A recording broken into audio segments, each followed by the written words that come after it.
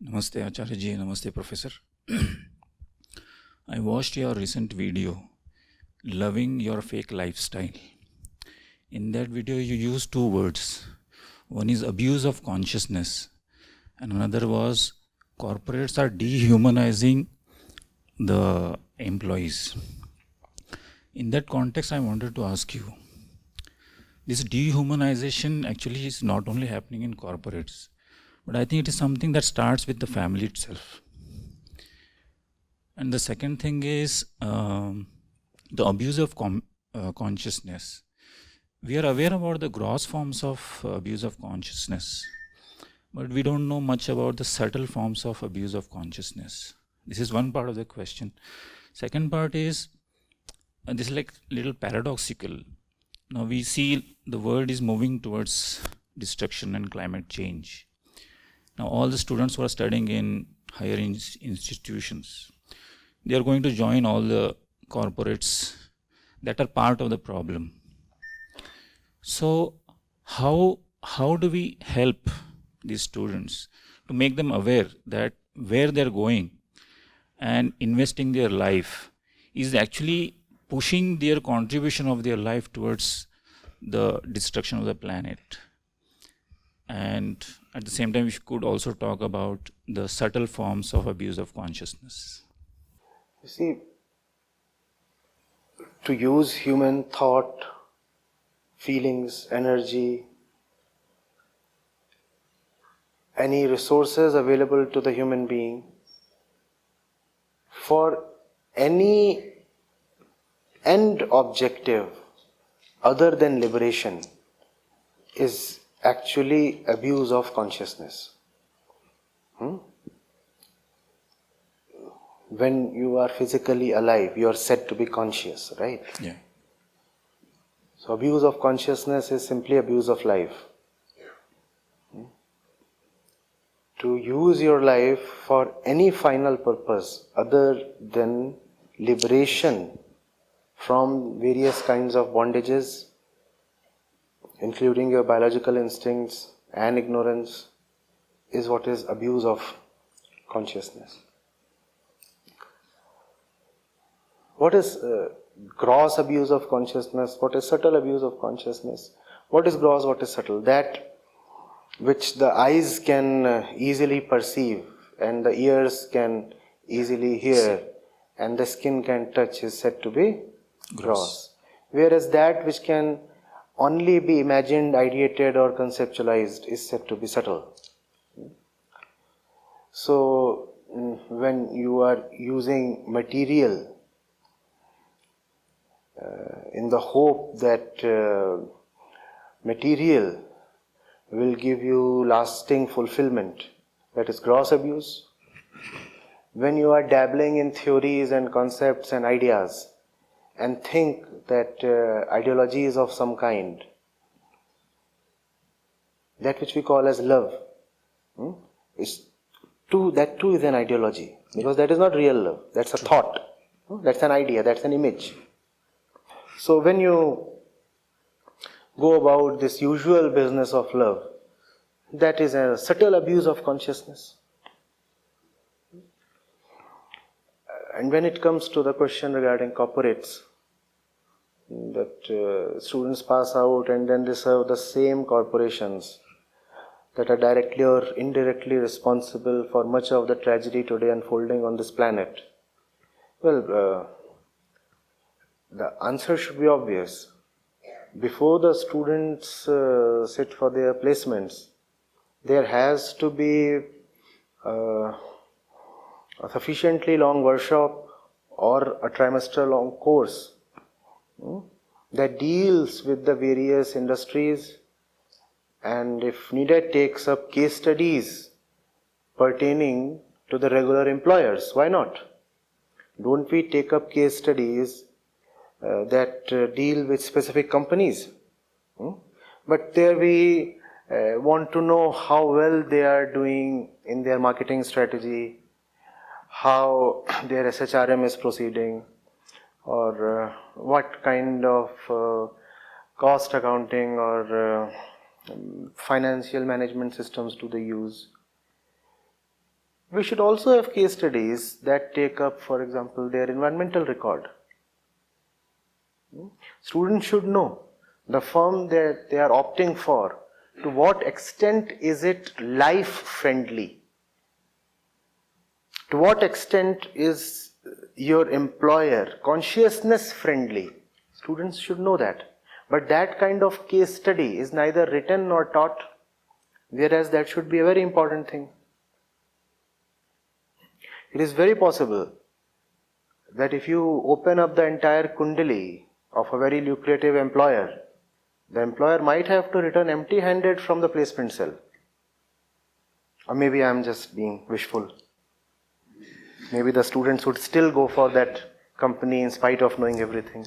Yeah, I mean, I was coming to that, the conflict of interest, my career versus my career goal versus how, to what extent I can actually accommodate the organization that is involved.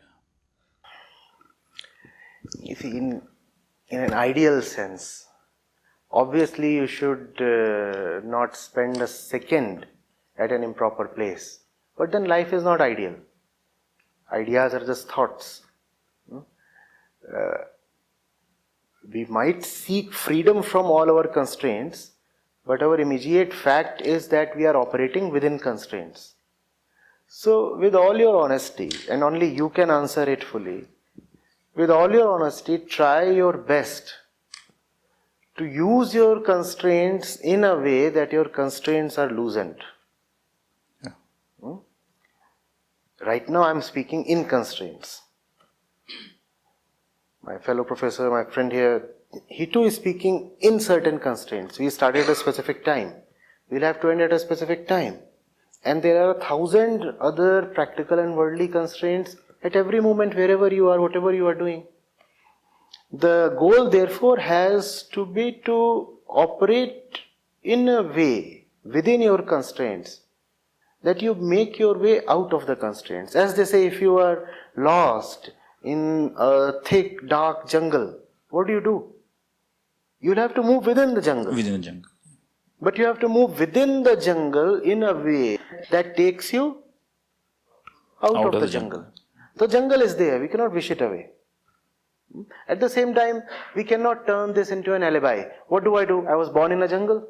So all my life, I just kept wandering in the jungle. That's a poor excuse. Okay, so last thing, this dehumanization, which starts from the family, institution of family, where the family only conditions the child, saying you only belong to these people. Then goes to the education, where he is constantly told you have to only work for yourself.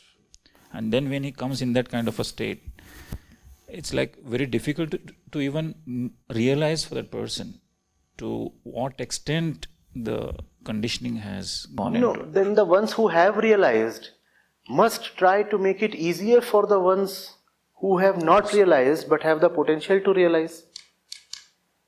Right? Yeah. So obviously, the way the child is born and brought up, it is very difficult for him to just know on his own. We said a while back that even if you live for 1,000 years, Vidya will not automatically come to you. You will have to put in dedicated effort.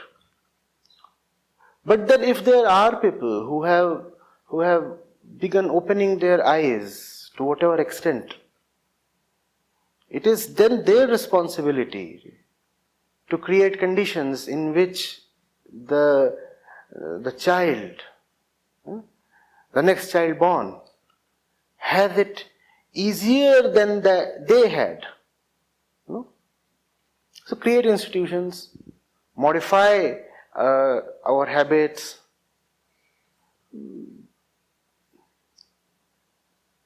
Curriculum. The curricula. There is so much that the child goes through. Yeah. Try taking care of it. There is no other way. There is no other way. Otherwise, the system is very much a closed and self-contained one. The cycle of ignorance will continue for 1,000,000 years, and there is nothing within the cycle that will disrupt it.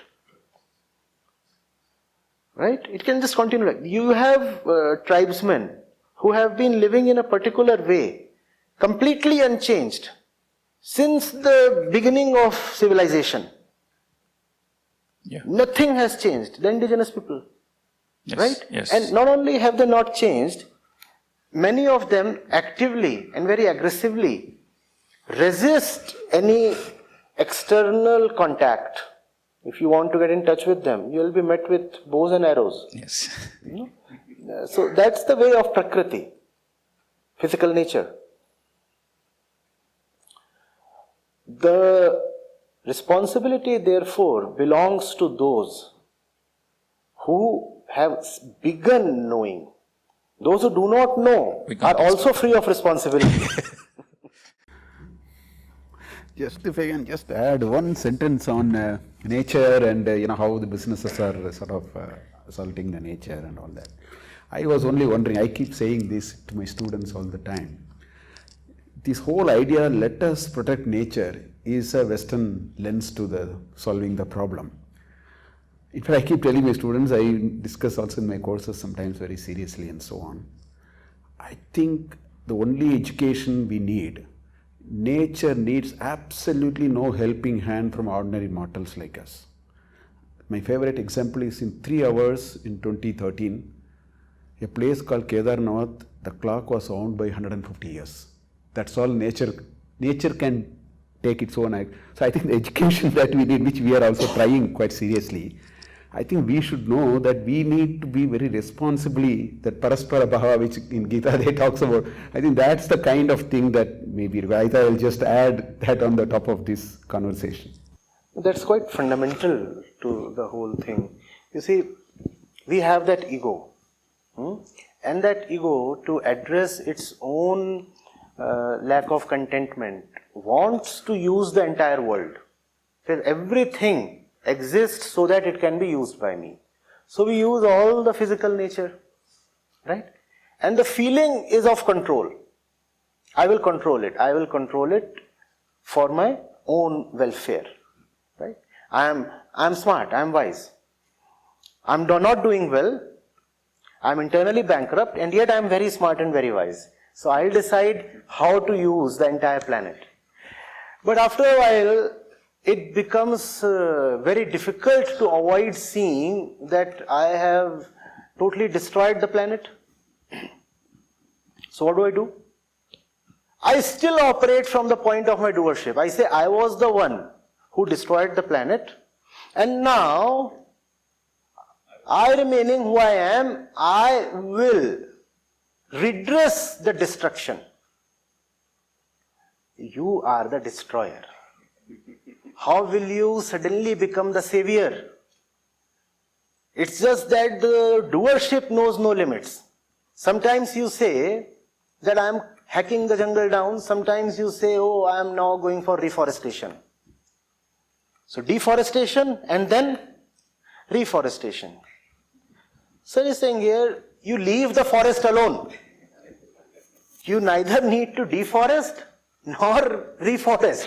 You leave it alone, it will take care of itself.